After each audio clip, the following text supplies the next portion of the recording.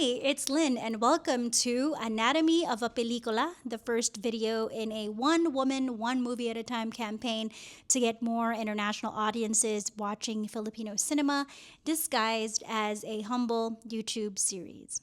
This genre does not get nearly enough credit outside the Philippines, and today's film is frankly one of the best arguments I have for why that needs to change immediately. Antoinette Hadaune's 2014 rom-com drama, That Thing Called Tadhana. So let's treat it the way we'd treat any serious text. Plot, structure, symbol, all of it, and figure out why a movie this quiet has managed to stay this loud in the culture for well over a decade. Quick heads up before we dive in, this is a full spoiler film dissection. That said, I won't be covering every single detail, so it's still worth watching the whole movie yourself to catch the nuances that I didn't get to. So anyway, let's proceed. This film follows Mace, played by Angelica Panganiban, who is heartbroken after discovering her long-term boyfriend has moved on. She then meets a stranger named Anthony, played by J.M. de Guzman, at Rome's International Airport, who offers to carry her excess baggage. What starts as a small favor turns into an impromptu road trip across Luzon as the two strangers talk, sing, and slowly open up to each other about love, heartbreak, and what it means to keep moving forward. The film's opening movement is built almost entirely around a single elegant piece of visual metaphor: excess baggage. Mace is literally over the airline's weight limit, and Anthony's offer to carry the overflow in his own suitcase functions as the film's thesis statement before either character has even said anything of substance to the other.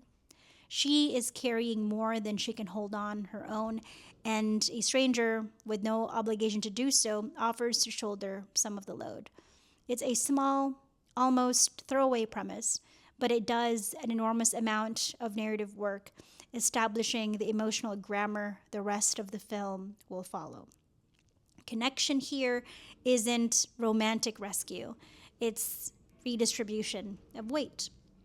From that airport meeting, the first act moves quickly into a karaoke bar where the two strangers sing Whitney Houston's Where Do Broken Hearts Go together. And the sequence is worth isolating because of how culturally specific it is. Karaoke in Filipino social life isn't incidental background texture. It's a communal ritual, a socially sanctioned space where people are permitted to say, through someone else's lyrics, of course, what they can't say yet in their own words. Mace and Anthony aren't performing for an audience so much as using the song as a shared container for grief neither of them can articulate directly yet. The film borrows the title of that Whitney Houston song as its own recurring rhetorical question, returning to it structurally the way a piece of music might return to a refrain, even though the film itself never actually resolves it. The first act closes with a decision that reads on paper as classic romantic comedy contrivance, two strangers deciding essentially on a whim to travel together. But Hadaune consistently declines the genre's usual instincts to justify that decision with elaborate plotting.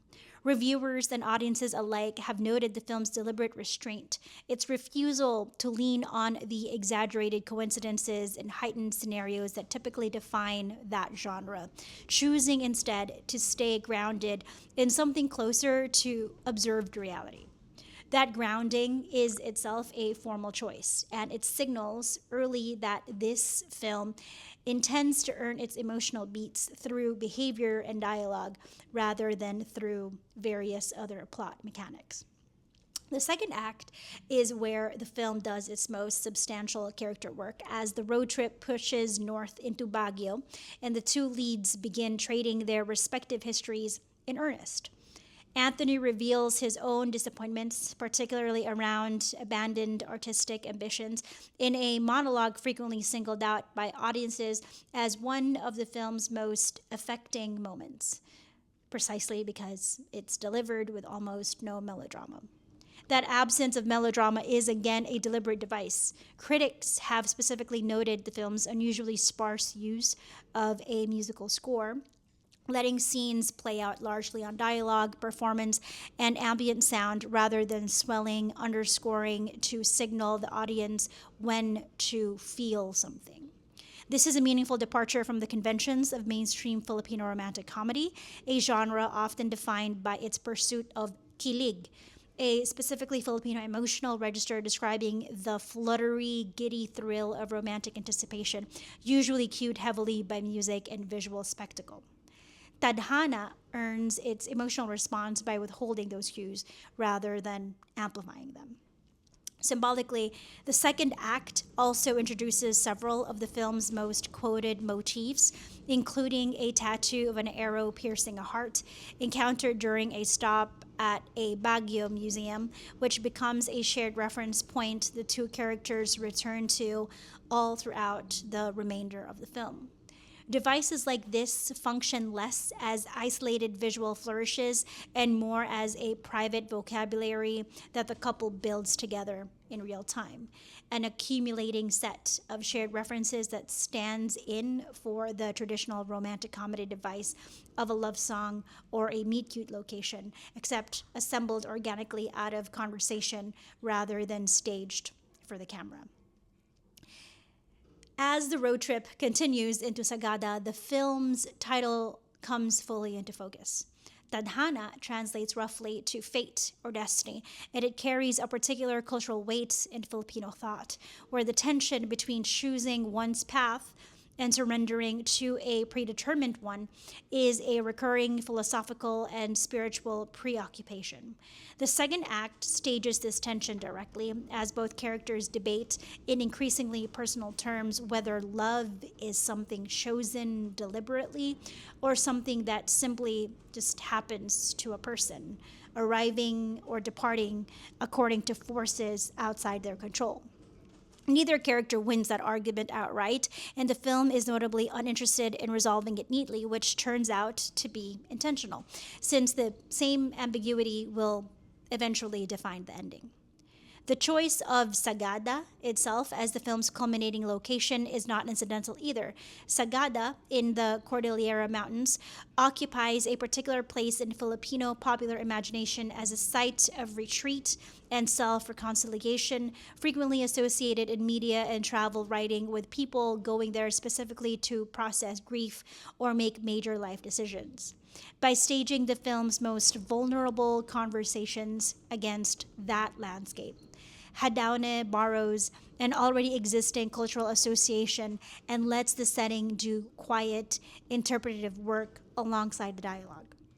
The mountains functioning almost as a third character, a physical correlate for the emotional altitude that the two leads are climbing toward.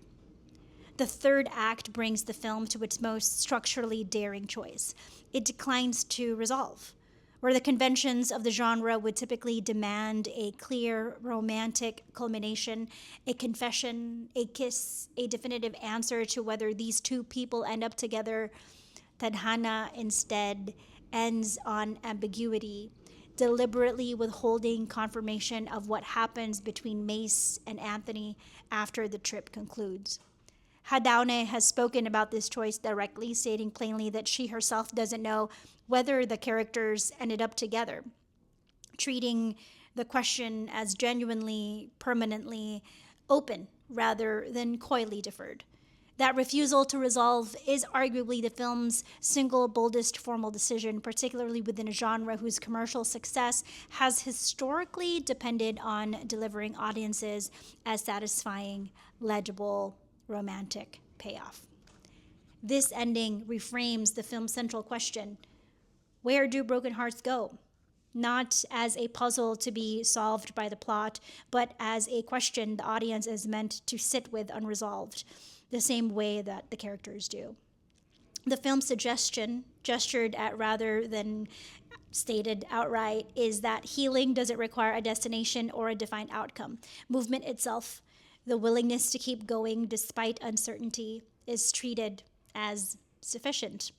That's a genuinely unusual thesis for a mainstream romantic film to advance, and it's a large part of why the movie has aged as well as it has. It isn't selling its audience a fantasy of resolution, it's offering them company in the absence of one. Culturally, the film's significance within the Filipino rom-com arc is difficult to overstate.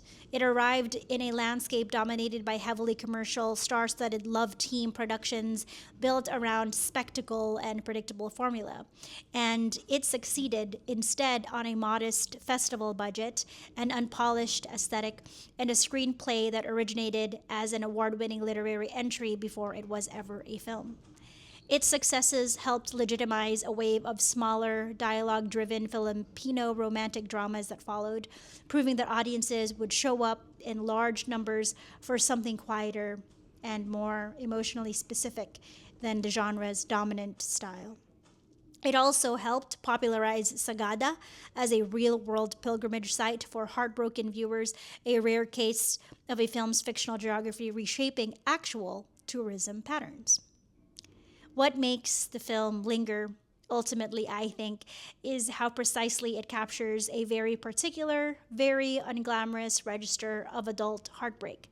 The kind that doesn't announce itself in grand gestures, but in small, awkward, funny, occasionally profane conversations between two people who are mostly just trying to get through the day.